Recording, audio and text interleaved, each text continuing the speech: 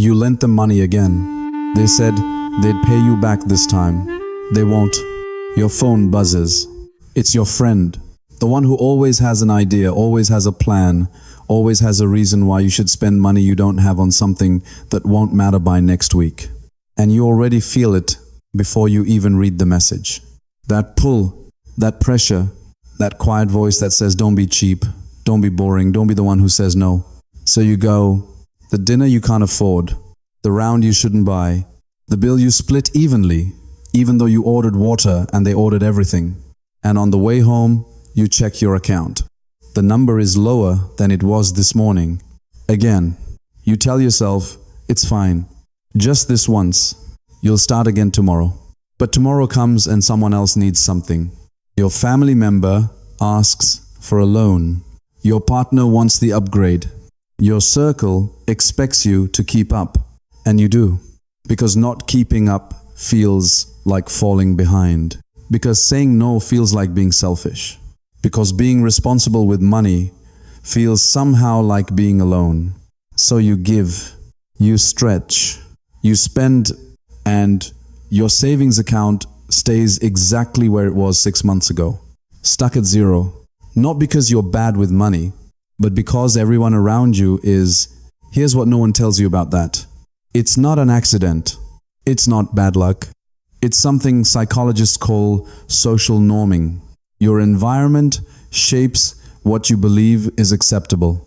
And if everyone around you is financially reckless, spending money they don't have, living paycheck to paycheck, treating every financial decision like it only exists in the present, then recklessness becomes your baseline.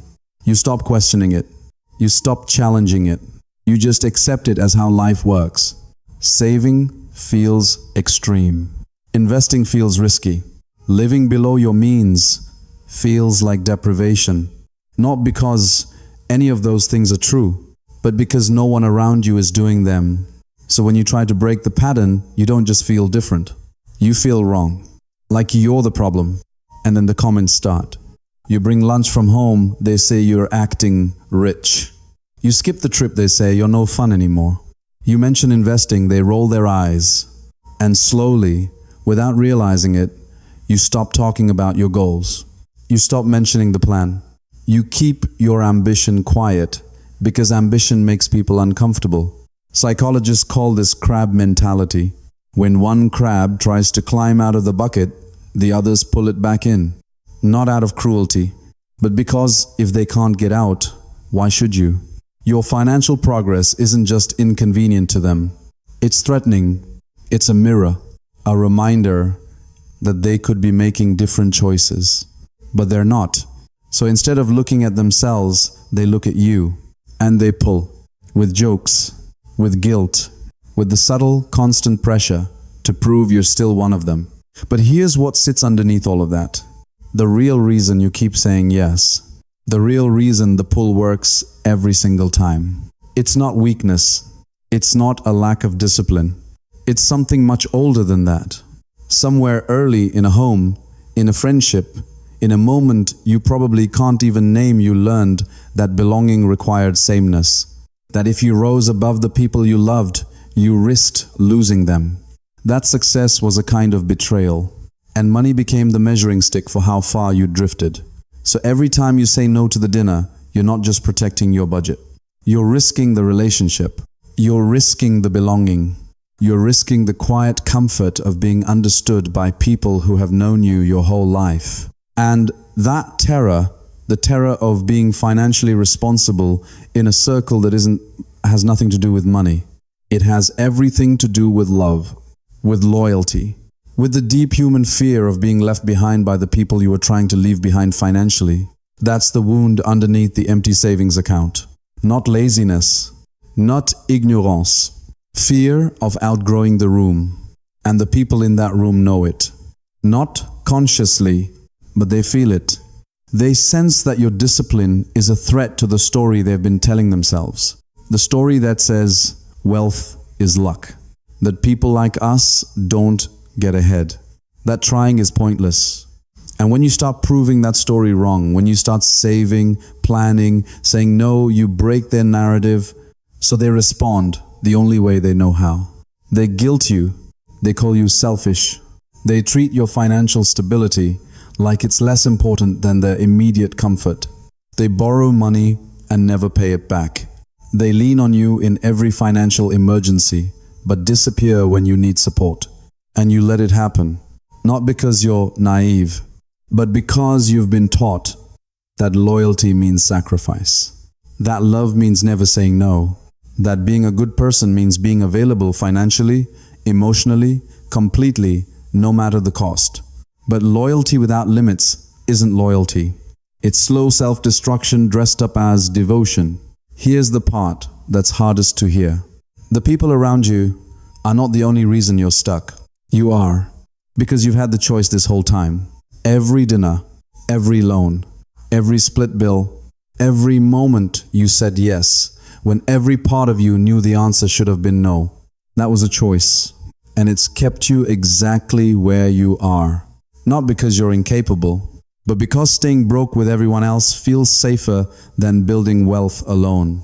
Because fitting in feels more survivable than standing out. Because the known pain of an empty account feels less terrifying than the unknown pain of becoming someone your circle no longer recognizes. That's the real trap, not them. The story you've been telling yourself about what it costs to leave. So what changes? Not a strategy, not a 5-step plan. A decision. One honest, private, uncomfortable decision. That your future matters more than their comfort. That your goals matter more than their approval. That you can love people and still refuse to let their financial chaos become yours. You stop being the bank, the safety net, the one who sacrifices while everyone else takes. Not with cruelty, not with a speech, just quietly, firmly.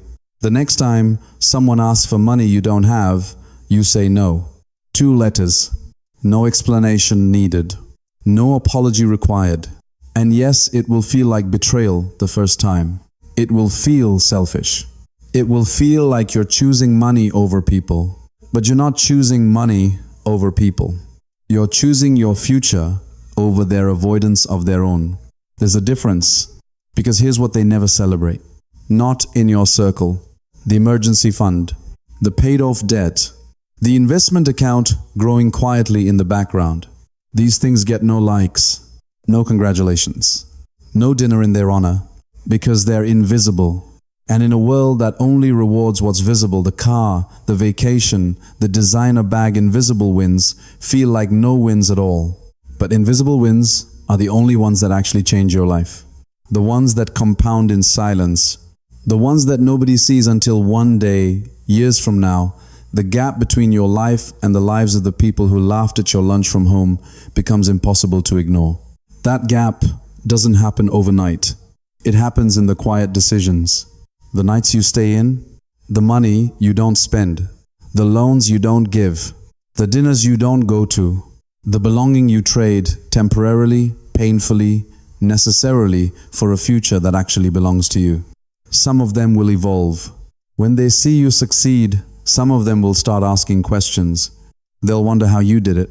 And you can help them then, not by giving them money, but by showing them a different way.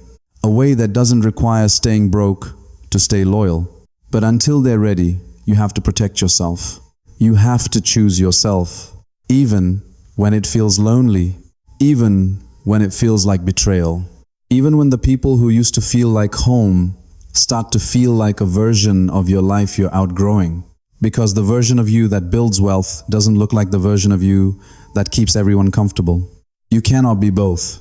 You've been choosing their comfort, and it's cost you every month, every year, every decision where you said yes when you meant no. So here's the question. Not who are you protecting by staying small, but what are you protecting? Because if the answer is a feeling, if the answer is belonging or approval or the comfort of being understood by people who stopped trying to understand themselves, then you already know what has to change. It's not your budget. It's not your income. It's the decision you've been putting off. The one that says, I am no longer available to fund a life I don't want to live. That decision is free. It costs nothing, except everything you've been holding on to that was never going to take you where you want to go. So what's it going to be?